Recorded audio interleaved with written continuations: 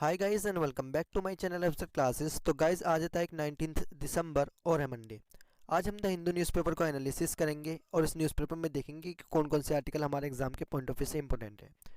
और अगर गाइस आपको इस न्यूज़पेपर का पीडीएफ चाहिए तो आप मेरा टेलीग्राम चैनल भी ज्वाइन कर सकते हैं, अफसर क्लासेस हिंदू पीडीएफ। वहाँ से आपको डेली बेसिस पर इस न्यूज़पेपर के पीडीएफ मिल जाएंगी। और गाइज़ आप सब जानते होंगे काफ़ी दिन से इस चैनल पर वीडियो अपलोड नहीं हो रही थी, क्योंकि गाइज़ मैं आउट ऑफ स्टेशन था। लेकिन अब डेली इस पर डिटेल में हम क्या करेंगे, न्यूज़पेपर का एनालिसिस करेंगे। डेली मॉर्निंग में एक वीडियो अपलोड हो जाएगी। तो चलिए अब आज के एनालिसिस को शुरू कर लेते हैं। सबसे पहला आर्टिकल जो हमारे एग्जाम के पॉइंट ऑफ व्यू से इंपॉर्टेंट है वो फर्स्ट पेज पर ही दिया गया है। इसमें बताया गया है कि किस तरीके से गवर्नमेंट क्या है अभी रेडी है कि वो CAA को लॉन्च करे। इसमें बताया है citizenship part to be ease for 6 minorities group from 3 nation. मतलब सिटीजनशिप अगर 6 माइनॉरिटी ग्रुप्स के लोग लेना चाहें 3 नेशन से, मतलब अफ़गानिस्तान, पाकिस्तान और बांग्लादेश से, तो उनके लिए अभी ईजीनेस होने को देखने को मिल रही है। इसके अंदर कौन कौन सी कम्युनिटी है 6 कम्युनिटी के अंदर? तो हिंदू हैं, सिख्स हैं, पारसीज हैं, क्रिश्चियन है, बुद्धिस्ट है और जैन है।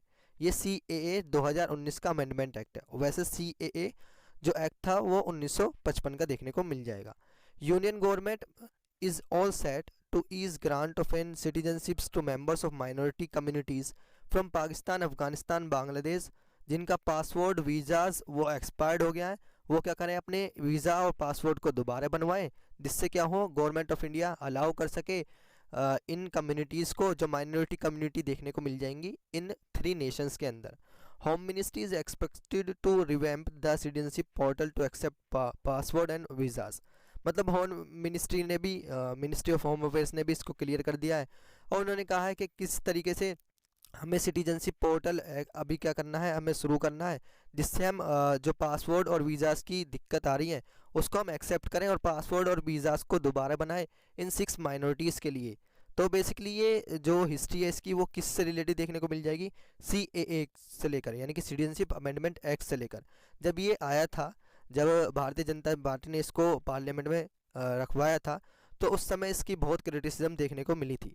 तो चलिए थोड़ी सी इसकी हिस्ट्री कवर कर लेते हैं CAA की बेसिकली बात करें तो ये सिटीजनशिप अमेंडमेंट एक्ट 2019 का है। ये पास हुआ था पार्लियामेंट से ऑफ इंडिया से ऑन दिसंबर 11 2019 में। It amended the citizenship act 1955। इसने अमेंड किया था सिटीजनशिप एक्ट 1955 को by providing an pathway to Indian citizenship for persecuted religious minorities from Afghanistan, Bangladesh और पाकिस्तान। मतलब इसने क्या कहा था कि जो भी इन माइनॉरिटीज़ से, मतलब Sikh, Hindus, Buddhist, Jains, Parsis और क्रिश्चियंस, इसमें मुस्लिम्स को कवर नहीं किया गया था, तो इनके अंदर जो भी माइनॉरिटीज़ हैं ये अफ़गानिस्तान, बांग्लादेश, पाकिस्तान से अगर आना चाहें तो वो सिटीजनशिप ले सकती हैं इंडिया के अंदर।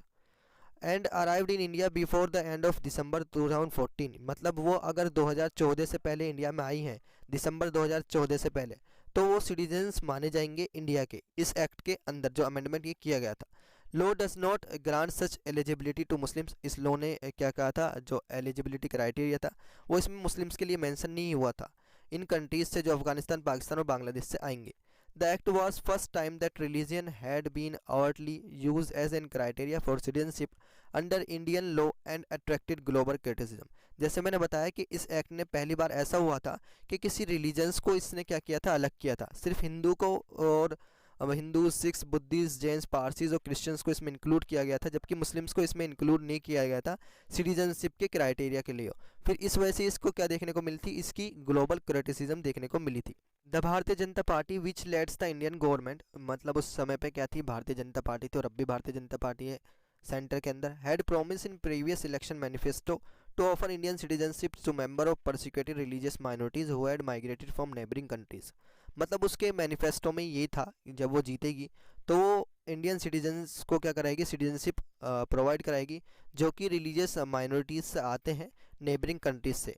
अंडर द 2019 अमेंडमेंट के अंदर ये बताया गया, जो माइग्रेंट्स आए हैं इंडिया के अंदर 31 दिसंबर 2014 तक, वो अगर सफ़र्ड कर रहे हैं इन कंट्रीज़ में रिलीजियस परसिक्यूशंस और fear of religious persecution in the country of their origins, यानी कि अफगानिस्तान, बांग्लादेश और पाकिस्तान, तो वो सिटीजनशिप ले सकते हैं इंडिया की आसानी के साथ। Also release the residence required for internalization of this migrants from 12 year to 6। According to Intelligence Bureau records, there will be just our 30,000 immediate beneficiaries of the bill. मतलब ये देखा गया था जब ये बिल को लागू किया गया तो उसके 30,000 इमीडिएट बेनिफिशरीज देखने को मिले थे। Amendment has been criticise as discriminating, जैसे मैंने ऊपर बताया कि अमेंडमेंट को बहुत ज़्यादा इसकी निंदा हुई थी अमेंडमेंट की on the basis of the religion, particularly जब इन्होंने क्या किया था, मुस्लिम्स को एक्सक्लूड किया था। The office of the United nation high commissioner for human rights called it fundamentally discriminatory. तो जो OHCHR है, United nation high commission for fundamental rights यानी कि ह्यूमन राइट्स के लिए, उसने इसको क्या दिया था टर्म्स, फंडामेंटली आप डिस्क्रिमिनेट कर रहे हो मुस्लिम्स के साथ। Adding that while India's goal of protecting persecuted groups is welcome, this should be complete through a non discriminatory robust national asylum system. उसने कहा था कि इंडिया का ये गोल है कि वो परसिक्यूटेड जो ग्रुप्स हैं, जो डरे हुए ग्रुप्स रह रहे हैं इन कंट्रीज़ के अंदर, उन सबको वेलकम करे, लेकिन आप उसके अगेंस्ट में क्या कर रहे हो, डिस्क्रिमिनेशन देखने को मिल रहा है इस बिल के अंदर। Critics express concern that the bill would be use along with the national register of citizenship. तो क्रिटिक्स ने कहा था कि इसका कंसर्न एक और है, ये इसके अंदर क्या लाया गया है, नेशनल रजिस्टर ऑफ सिटीजनशिप लाया गया है, NRC को लाया गया है, to render many Muslim citizens stateless as they may be unable to meet standard birth or identity proof requirement। मतलब क्या होगा इससे कि मुस्लिम सिटीजन्स इससे क्या हो जाएंगे, स्टेटलेस हो जाएंगे, क्योंकि उनके पास ऐसी क्राइटेरिया ही नहीं मिलेगा जिसकी वजह से उन्हें सिटीजनशिप दी जा सके। Commentators also questions the exclusion of persecuted religious minorities from other regions such as Tibet, Sri Lanka and Myanmar. The Indian government said that since Pakistan, Afghanistan and Bangladesh have Islam as their state religions, उन्होंने कहा था कमेंटेशंस ने जिन्होंने क्रिटिसिस किया था, क्या आप religious minorities क्यों नहीं ला रहे तिब्बत, श्रीलंका और म्यांमार से, जबकि आप पाकिस्तान, अफगानिस्तान और कहाँ से ला रहे हो, पाकिस्तान, अफगानिस्तान और बांग्लादेश से ला रहे हो, तो आप इन्हें तिब्बत, श्रीलंका और म्यांमार से क्यों नहीं ला रहे मुस्लिम को, जबकि वहाँ मुस्लिम आपको क्या देखने को मिलेंगे, माइनॉरिटीज़ में देखने को मिले थे। तो इंडियन गवर्नमेंट ने इसका क्या दिया, इसका सॉल्यूशन बताया और कहा पाकिस्तान, अफगानिस्तान और बांग्लादेश में आपको Islam as an their state language religion देखने को मिल जाएगा। It is therefore unlikely that Muslim would face religious prosecution. मतलब उन्होंने बताया कि हमें ऐसा नहीं लगता कि इन स्टेट्स में मुस्लिम्स क्या कर रहे हैं, कुछ रिलीजियस फियर क्या कर रहे हैं, परसिक्यूशंस को देख रहे हैं। However, certain Muslim groups such as Hazaras and Ahmadis have historically faced persecution in these countries। मतलब ये रिपोर्ट्स में आया है कि मुस्लिम्स ग्रुप जैसे हजारेस और अहमदीज़ वहाँ पर क्या कर रहे हैं, परसिक्यूशन उनका देखने को मिल रहा है इन कंट्रीज़ में भी। अब इसका थोड़ा सा बैकग्राउंड देख लेते हैं। तो सिटीजनशिप लॉ की बात करें तो इंडियन कॉन्स्टिट्यूशंस ने इम्प्लीमेंट किया था इसको, सिटीजनशिप एक्ट को 1950 में।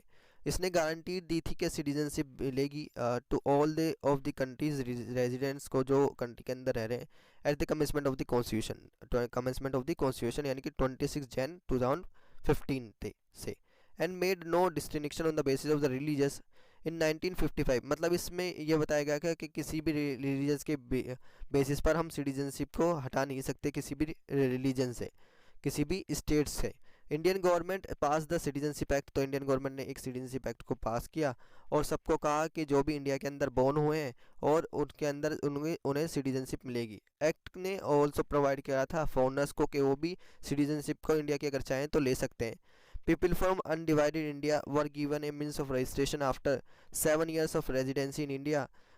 Those from other countries were given a means of naturalization after 12 years of residence in India. Political development in 1980s। तो अब हमने CAA के बारे में भी देख लिया। अब देख लेते हैं नेक्स्ट आर्टिकल जो हमारे एग्जाम के पॉइंट ऑफ व्यू से इंपॉर्टेंट है। हाँ, नेक्स्ट आर्टिकल जो हमारे एग्जाम के पॉइंट ऑफ व्यू से इंपॉर्टेंट है वो इसी पेज पर दिया गया है। आर्टिकल बहुत इंपॉर्टेंट है। अभी क्या हुआ है, INS मोरमुगियो किसको दे दिया गया है, नेवी को कमीशन कर दिया गया है। तो हमें इसके बारे में थोड़ा सा देखना है। INS मोरमुगियो बेसिकली क्या है, एक शिप आपको देखने को मिल जाएगी।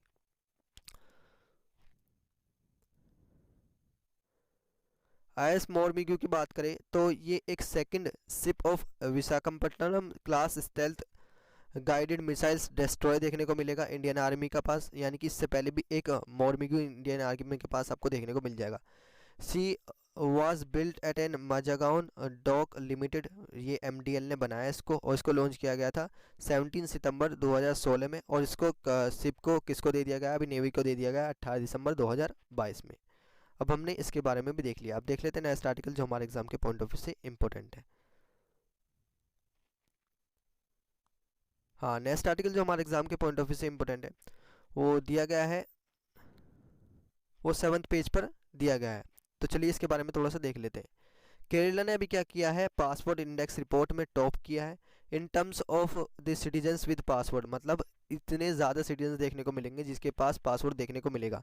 नंबर ऑफ सिटीजन्स ज़्यादा देखने को मिले केरला के अंदर जिनके पास पासवर्ड देखने को मिला है। इंडिया रैंक्स लो, इंडिया की पूरे की अगर रैंक देखें तो कम रैंक आई है वीज़ा फ्री और वीज़ा ऑन अराइवल रिजाइंस पर फॉर द ट्रेवल्स इन 2020 में। India can enjoy visa free travel to 22 countries. तो इंडिया कितनी कंट्रीज़ में फ्री वीज़ा से जा सकता है, 22 कंट्रीज़ में according to the password index. Password index की अगर बात करें तो an interactive real time talking ranking tool maintain by an Arton capital table first. 3 of these countries Nepal, Bhutan और मॉरिशस में इंडिया क्या कर सकता है, वीज़ा फ्री जा सकते हैं इंडिया के लोग अगर चाहें तो। Are in the neighbourhood, there are quite a few Caribbean countries on the list such as Barbados में इंडिया जा सकते, इंडियन सिटीजन जा सकते हैं, Dominica, Grenada, Jamaica, Saint Kitts and Nevis, Saint Vincent में, and the Grenadines and Trinidad and the Tobago besides 2 Latin American countries में और El Salvador में भी इंडिया क्या कर सकता है, इंडिया के सिटीजन्स फ्री वीज़ा से जा सकते हैं। According to the index, India की बात करें तो इंडिया की रैंक आई है 69th इन 2020 में in terms of ease of mobility of travel और to other countries. This is of in travels was major in terms of in availabilities of visas free regimes, मतलब ये report कैसे जारी होती है, वीज़ा फ्री रिजाइम्स को देखा जाता है और उसके मेजर पे क्या किया जाता है, कंट्री की रैंकिंग की जाती है, और visa on arrival for India's in other countries. अब इसकी अगर टॉप स्कोरर की बात करें तो साउथ कोरिया इसका टॉप स्कोरर देखने को मिला है, फिर जापान, फिर ब्राज़ील, फिर रशिया, फिर south Africa, China, India, Sri Lanka, Pakistan और अफगानिस्तान इसके देखने को मिला है। और इंडिया की रैंक कितनी आई, इंडिया की रैंक आई है इसमें 69th इंडिया की रैंक आई है। अगर बात करें इंडियन मार्जिनल इम्प्रूव्ड की तो इंडेक्स में इंडियाज़ की rank 2020 India's ranks jumped 4 place from 73, मतलब इंडिया की रैंक 2020 में कितनी आई थी, 73 आई थी, और उस टाइम पे कोविड भी आपको देखने को मिला था 2021 में। It is still ranked below many Asian and developing countries such as South Africa से इंडिया की कमाई है 46 आई है, साउथ अफ्रीका की, चाइना की 59, ब्राज़ील की 11, रशिया की 37, ranked higher while India did better compare to other South Asian countries से इंडिया ने क्या किया है, थोड़ा बेहतर किया है। The largely immigrant populated UAE was ranked 1, मतलब सबसे ज़्यादा रैंक किसकी आई है, यूएई में आई है जहाँ पर अभी फीफा हो रहा है। Followed by European and other developed countries, south Korea की जॉइंट सेकंड आई है और जापान की कितना आई है, 4th रैंक्ड आई है। तो हमने अब पासवर्ड इंडेक्स भी देख लिया। अब देख लेते हैं नेक्स्ट आर्टिकल जो हमारे एग्जाम के पॉइंट ऑफ व्यू से इम्पोर्टेंट है। हाँ, नेक्स्ट आर्टिकल जो हमारे एग्जाम के पॉइंट ऑफ व्यू से इंपॉर्टेंट है वो क्यूज में दिया गया है। आज है 19 दिसंबर और 19 दिसंबर को हम क्या ऑब्जर्व करते हैं, गोवा लिबरेशन डे हम ऑब्जर्व करते हैं। तो इसके बारे में थोड़ी हिस्ट्री जान लेते हैं। गोवा, दमन एंड दीव लिबरेशन डे की अगर बात करें तो ये ऑब्जर्व होता है on December 19 every year in Goa, India. The Goa liberation day celebrate होता है in the commemorations of the Indian armed forces annexing Portuguese ruled Goa, मतलब पहले गोवा किसके अंडर देखने को मिलेगा, पोर्तुगीज़ के अंदर देखने को मिले था, और इसलिए हमने क्या किया था 19 दिसंबर को गोवा को पोर्तुगीज़ से एनेक्स किया था। तो इसके लिए हम क्या करते हैं, गोवा को क्या करते हैं, गोवा का लिबरेशन सेलिब्रेट करते हैं। Also India was completely free from the European rule on this day, मतलब इस दिन क्या देखने को मिला था, जो इंडिया था वो फुल्ली कम्प्लीटली क्या हो गया था, यूरोपियन रूल से पूरी तरीके से क्या हो गया था, मुक्त हो गया था। तो इसका थोड़ा सा बैकग्राउंड देख लेते हैं। Goa and Indian state was liberated on December 19, 1961, मतलब हमने कब लिया था, दिसंबर 19, 1961 में पोर्तुगीज से एनेक्स कर लिया था गोवा को, मतलब अपने इंडिया में पार्ट में इसको जोड़ लिया था। From around 450 years of Portuguese rule, मतलब 450 साल रूल देखने को मिला है इसमें पुर्तगीज का। The movement for independence in the 19th century in India and some impact of the lesser extent in Goa also, resident of Goa also participated in satyagraha in 1940, मतलब जो गोवा के निवासी हैं, रेजिडेंट्स हैं, उन्होंने पार्टिसिपेट किया था सत्याग्रह में 1940 में। Portuguese still refuse to leave Goa, मतलब पुर्तगीज उस समय भी 1961 में भी मने कर रहे थे कि वो गोवा को नहीं छोड़ेंगे। एवन आफ्टर इंडिया ने इंडिपेंडेंस प्राप्त कर ली थी 1947 में, government of did not take any military action then. उस टाइम पे जब 1947 में देश आज़ाद हुआ था तो उस समय पे ज़्यादा मिलिट्री एक्शन नहीं देखने को मिला था गोवा को लेकर। It held A series of diplomatic talks देखने को मिले थे हमारे पोर्तुगीज से उस टाइम पे। आफ्टर द टॉक्स फेल्ड, लेकिन हमारी जब बातचीत हुई और वो फेल हो गई तो इंडियन गवर्नमेंट ने कहा कि हमारा मिलिट्री ऑप्शन चले किस चीज़ के अंदर, लिबरेशन ऑफ गोवा को लेकर। तो अब हमने गोवा की हिस्ट्री भी देख ली, अब देख लेते हैं नेक्स्ट आर्टिकल जो हमारे एग्जाम के पॉइंट ऑफ व्यू से इंपॉर्टेंट है। हाँ, नेक्स्ट आर्टिकल जो हमारे एग्जाम के पॉइंट ऑफ व्यू से इंपॉर्टेंट है, इसमें ये आर्टिकल बहुत इंपॉर्टेंट है क्योंकि इसमें हम नॉर्थ ईस्टर्न रीजन्स की इंपॉर्टेंस आज जान लेंगे। तो मोदी जी ने कहा है कि नॉर्थ ईस्ट एक लास्ट पार्ट नहीं है कंट्री का, बट एक गेटवे है जिससे हम ट्रेड और टाइज अपनी क्या कर सकते हैं, अच्छी कर सकते हैं। एट शिलोंग सिक्किम के अंदर the prime minister highlighting that center has been investigating heavily in the region. He inaugurated and led the foundation of multiple project. उन्होंने बहुत ज़्यादा प्रोजेक्ट का क्या किया, मल्टीपल प्रोजेक्ट का फाउंडेशन वहाँ पर किया है। 2450 करोड़ के वहाँ पर प्रोजेक्ट का एस्टिमेट किया जा रहा है कि उन्होंने क्या किया है, उसका फाउंडेशन किया है। अब थोड़ा सा क्या जान लेते हैं हम, नॉर्थ ईस्टर्न रीजन की हिस्ट्री जान लेते हैं। नॉर्थ ईस्टर्न इंडिया की बात करें तो ऑफिशियली ईस्टर्न रीजन है, एक ईस्टर्न मोस्ट रीजन है इंडिया का जो रिप्रेजेंट करता है जियोग्राफिकली और politically administration division of the country का।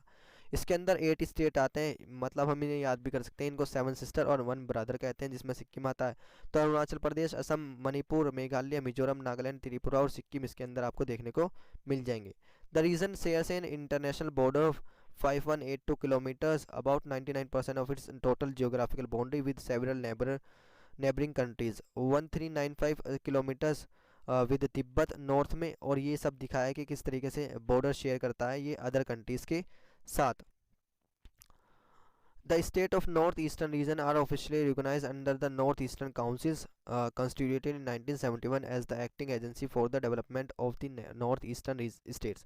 इंडियन गवर्नमेंट ने क्या किया था, नॉर्थ ईस्टर्न काउंसिल बनाई थी जिससे हम डेवलपमेंट कर सकें नॉर्थ ईस्टर्न रीजन का, क्योंकि हमारी ज़्यादा अच्छी कनेक्टिविटी नॉर्थ ईस्टर्न रीजन के साथ देखने को नहीं मिल जाएगी, क्योंकि सिर्फ एक ही लाइन है जिसे हम सिलीगुड़ी कॉरिडोर या चिकन नेक भी कहते हैं, वहाँ से हमारी कनेक्टिविटी होती है इंडिया की। Long after induction of an Northeast Council, Sikkim formed part of a Northeastern regions as the 8th state in 2002। मतलब नॉर्थ ईस्टर्न काउंसिल के अंदर सिक्किम ने क्या किया था, सिक्किम 8th स्टेट था जब उसने 2002 में इसको ज्वाइन किया।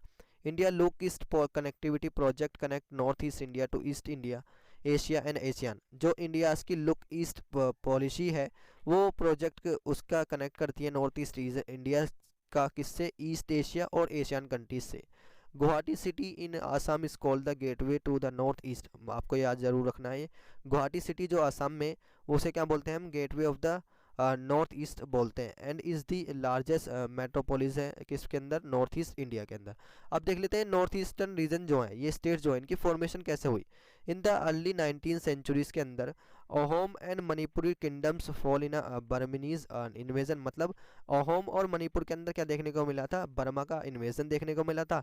द इंश्योरिंग फर्स्ट एंग्लो बर्माइज वार देखने को मिली थी, result in the entire reason coming under British control. ये सारा का सारा रीजन किसके अंदर आ गया था, ब्रिटिश कंट्रोल के अंदर आ गया था। इन द कॉलोनियल पीरियड 1826 से 1947 के अंदर इसमें ब्रिटिश का रूल देखने को मिला था। North east India was made a part of a Bengal province from 1839 to 1873, after which colonial Assam became its own province, but which included Sylhet. After India's independence from British rule in 1947, northeast region of British India, उसके अंदर असम और princely state of Tripura kingdom and Manipur kingdom आते थे। नागालैंड आता था 1973 में, 1963 में, मेघालय 1972, अरुणाचल प्रदेश 1975 में, जो कैपिटल उसकी चेंज हो गई थी किसके अंदर, ईटानगर के अंदर। Formed on 20 February 1987 and Mizoram कब फॉर्म हुआ 1987 में। Were formed out of in large territory of Assam, ये सब किससे बने हैं, असम से निकलकर बने हैं। मणिपुर और त्रिपुरा रिमेन्ड यूनियन टेरिटरीज रह गई थी इंडिया की फ्रॉम 1956 से और 1972 तक। When they attain fully flagged statehood, Sikkim was integrated as the 8th Northeastern Council state in 2022. The city of Shillong served as the capital of Assam। तो उस time पे जो शिलोंग थी वो किसकी कैपिटल थी, असम प्रोविंस की, जो क्रिएट हुआ था और ब्रिटिश रूल के दौरान। It remain the capital of undivided Assam, ये बहुत दिनों तक अनडिवाइडेड असम की कैपिटल रही थी until the formation of the state of Meghalaya, जब तक 1972 में मेघालय का फॉर्मेशन नहीं हुई। The capital of Assam was shifted to Dispur, फिर असम की कैपिटल को बदला गया, दिसपुर रखा गया। और फिर a part of Guwahati and Shillong was designated as the capital of Meghalaya. तो शिलोंग किसकी कैपिटल देखने को मिलेगी? मेघालय में। और यहाँ पर ही अभी क्या चल रहा है, मोदी जी ने ट्रेड और टाइस को लेकर क्या कहा है, बात कही है कि हम क्या कर रहे हैं, मल्टीपल प्रोजेक्ट चला रहे हैं। कहाँ पर? मेघालय में, शिलोंग के अंदर, नॉर्थ ईस्टर्न रीजन में, जो 2450 करोड़ के देखने को मिल जाएंगे। अब हमने नॉर्थ ईस्टर्न रीजन भी पढ़ लिया कि वो उसकी कैसे फॉर्मेशन हुई है। अब देख लेते हैं नेक्स्ट आर्टिकल जो हमारे एग्जाम के पॉइंट ऑफ व्यू से इंपॉर्टेंट है। तो गाइस आज ये आर्टिकल थे जो हमारे एग्जाम के पॉइंट ऑफ व्यू से इंपॉर्टेंट है। वीडियो अच्छी लगे तो वीडियो को लाइक करें एंड चैनल को सब्सक्राइब करें, और इसे अपने दोस्तों में भी क्या करें, शेयर करें, जिससे उनकी भी हेल्प हो सके। तो चलिए मिलते हैं नेक्स्ट वीडियो में, तब तक के लिए थैंक यू, जय Hind and never give up.